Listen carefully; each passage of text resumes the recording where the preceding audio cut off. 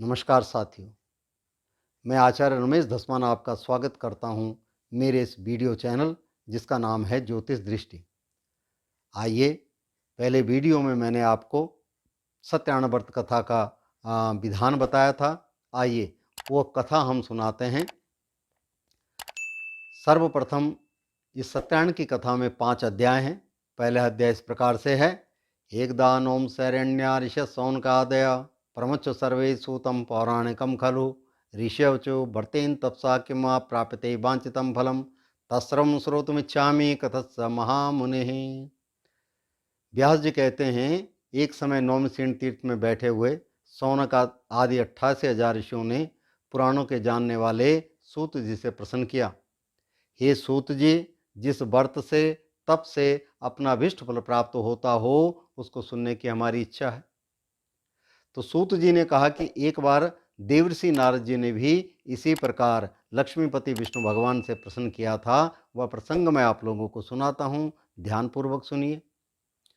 एक बार नारद जी अनेकानेक लोकों में घूमते हुए मृतलोक में आए। यहाँ पर क्या देखते हैं, मनुष्य विभिन्न प्रकार के क्लेशों से युक्त होकर के कष्ट पा रहे हैं।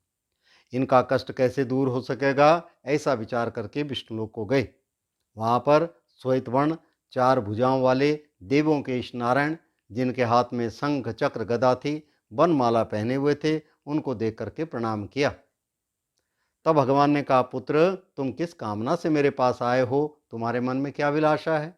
नारद जी ने कहा, प्रभु आप अंतर्यामी हैं, सर्वज्ञ ज्ञाता हैं, फिर भी आप पूछ रहे हैं तो मैं बतलाता हूँ।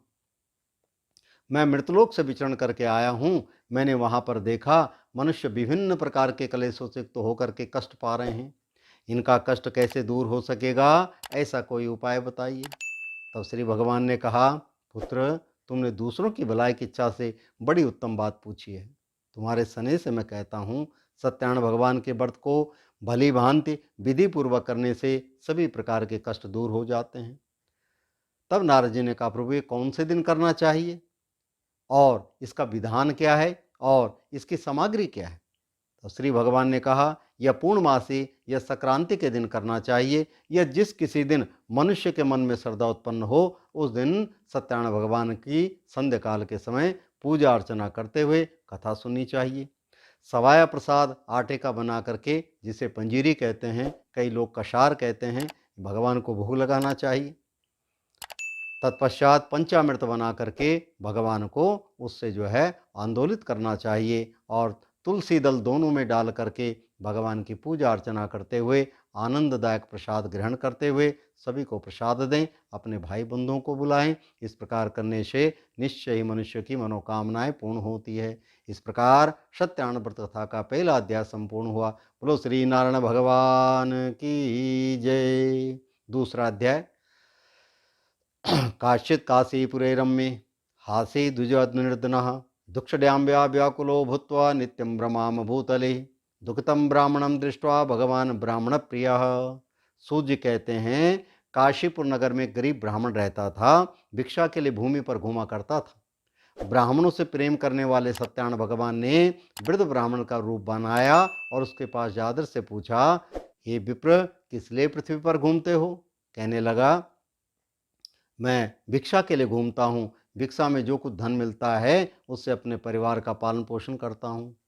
वृद्ध ब्राह्मण रूपधारी सत्यायन भगवान ने कहा, तुम सत्यदेव का व्रत पूजन करो, जिसके करने से तुम्हारे सभी कष्ट दूर हो जाएंगे।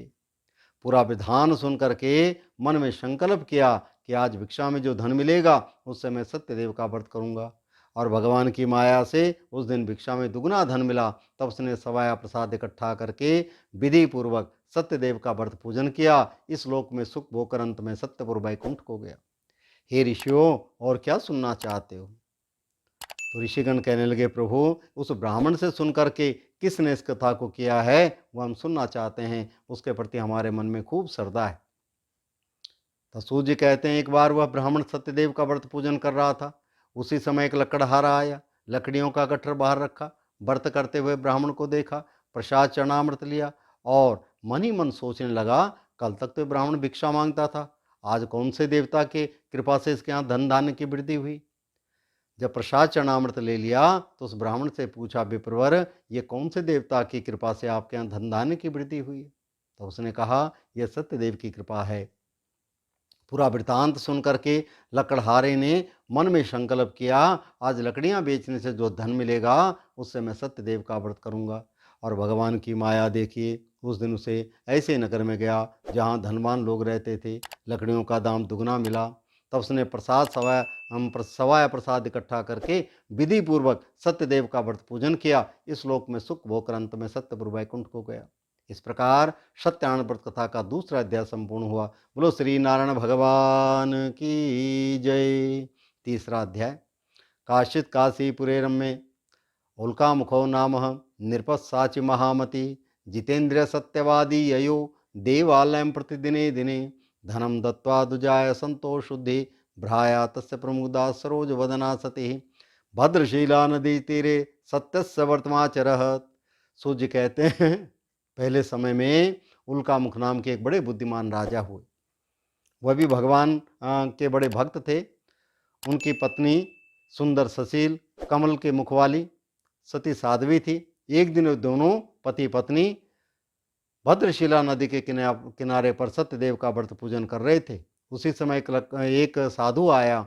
व्यापार के लिए उसके पास बहुत सा धन था। नौका को किनारे पर ठहराकर राजा के पास गया और पूछा, राजन क्या कर रहे हो?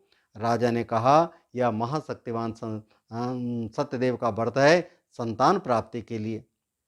साधु कहने लगा, हे राजन, मेरे भी संतान नहीं है, मुझे भी बतलाइए।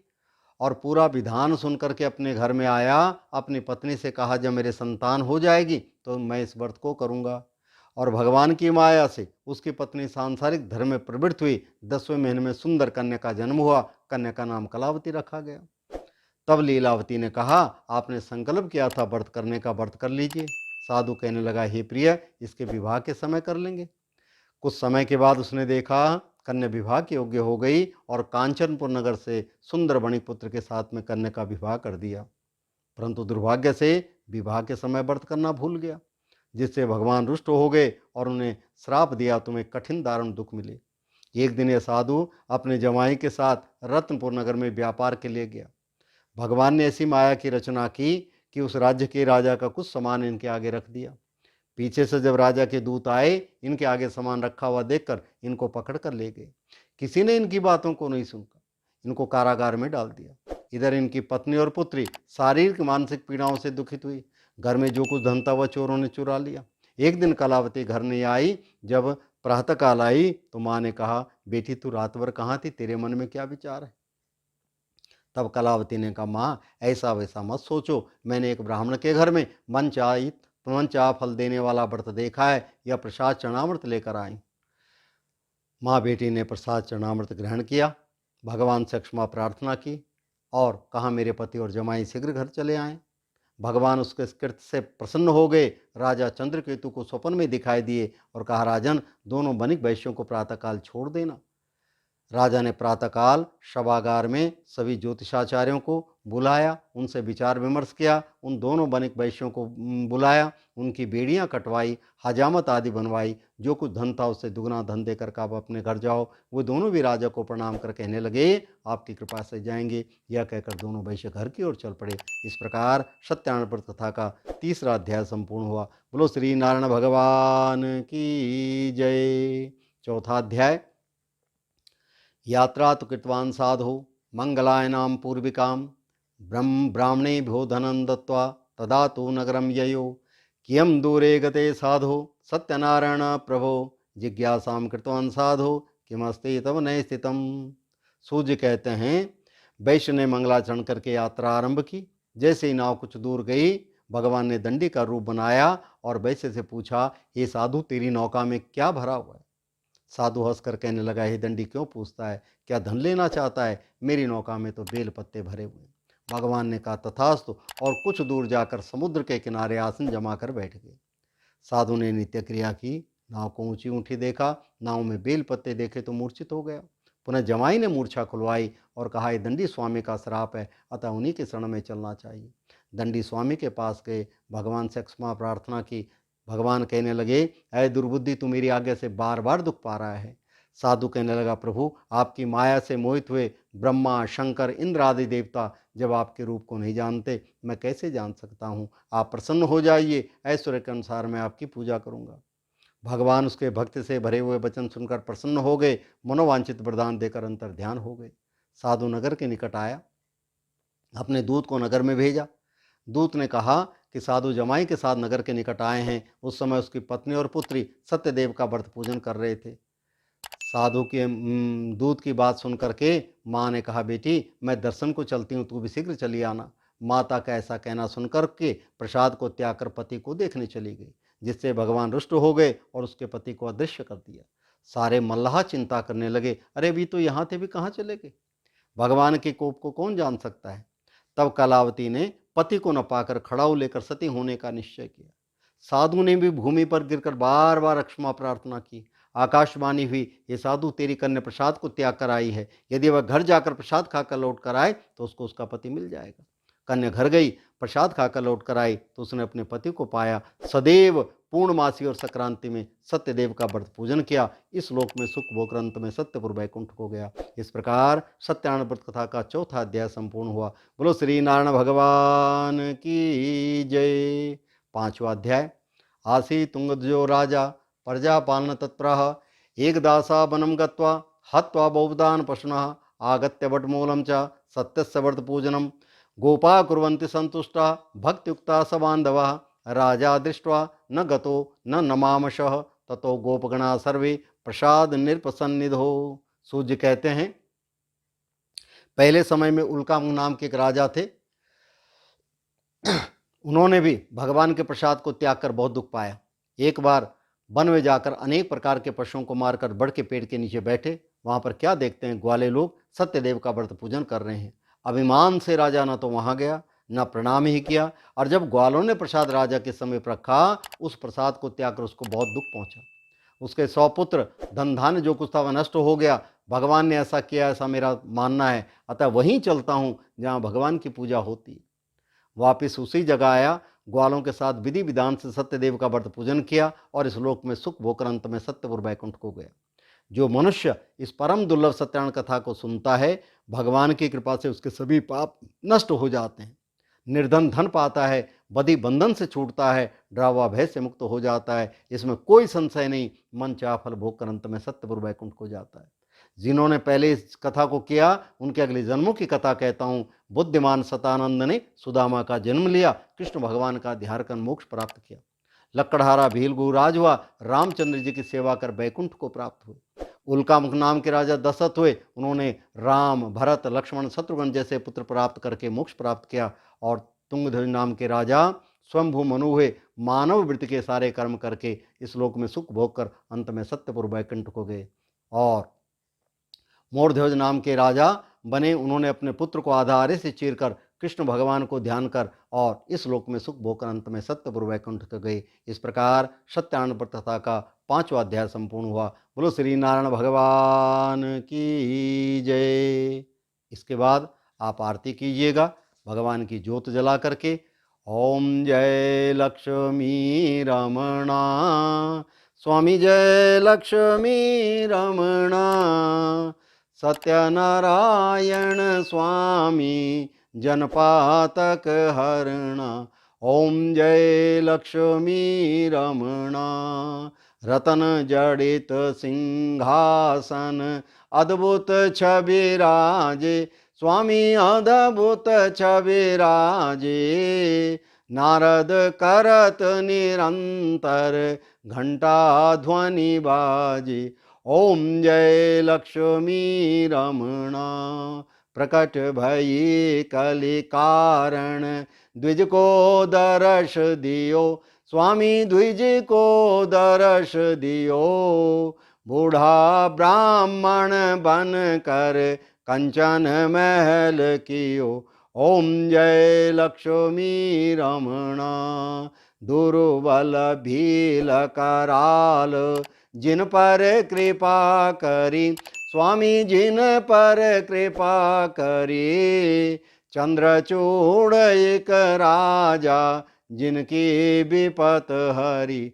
ओम जय लक्ष्मी रमणा, वैश्यमनोरथ पायो श्रद्धा तज दीनी, स्वामी श्रद्धा तज दीनी। सो फल भोग्यो प्रभु जी फिर स्तुति कीनी। ओम जय लक्ष्मी रमण। भाव भक्ति के कारण छिन छिन रूप धार्यो, स्वामी छिन छिन रूप धार्यो। श्रद्धा धारण कीनी तिनको काज सार्यो। ओम जय लक्ष्मी रमण।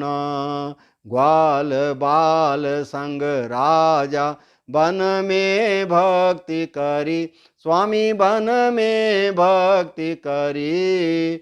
मन वांछित फल दीना दीन दयाल हरि। ओम जय लक्ष्मी रमण। चढ़त प्रसाद सवाया कदले फल मेवा, स्वामी कदले फल मेवा। धूप दीप तुलसी से राजे सत्यदेव। ओम जय लक्ष्मी रमण। जय लक्ष्मी रमण, स्वामी जय लक्ष्मी रमण। सत्यनारायण स्वामी जनपातक हरण। ओम जय लक्ष्मी रमण। ओम त्वमेव माता च पिता त्वमेव, त्वमेव बंधु च सखा त्वमेव, त्वमेव विद्याद्रविणं त्वमेव, त्वमेव सर्वं मम देव देवः। कर्पूरगौरं करुणावतारं संसारसारं भुजगेन्द्रहारं सदा वसन्तं हृदयारविन्दे भवं भवानीं शयितं नमामि। शान्ताकारं भुजगशयनं पद्मनाभं सुरेशं विश्वाधारं गगनसदृशं मेघवर्णं शुभांगं लक्ष्मीकान्तं कमलनयनं योगविद्यानिगम्यं वन्दे विष्णुं भवभयणं सर्वलोकैकनाथम्। ॐ नानासुगन्धपुष्पाणि यथा कालो भवानि च पुष्पाञ्जलि मया दत्त ग्रहाणं परमेश्वरः। मन्त्रहीन क्रियाहीनं भक्तिहीनं सुरेश्वरं यत्पूजितं मया देव परिपूर्णं तदस्तु मे। बोलो नारायण भगवान की जय। इस प्रकार यह संपूर्ण कथा और उसके साथ मंत्रोच्चारण के साथ में विसर्जन है। तत्पश्चात भगवान को भोग लगा करके और स्वयं भी भोग प्रसाद ग्रहण करें। भगवान सत्यनारायण आपकी मनोकामनाएं पूर्ण करेंगे। तब तक के लिए नमस्कार।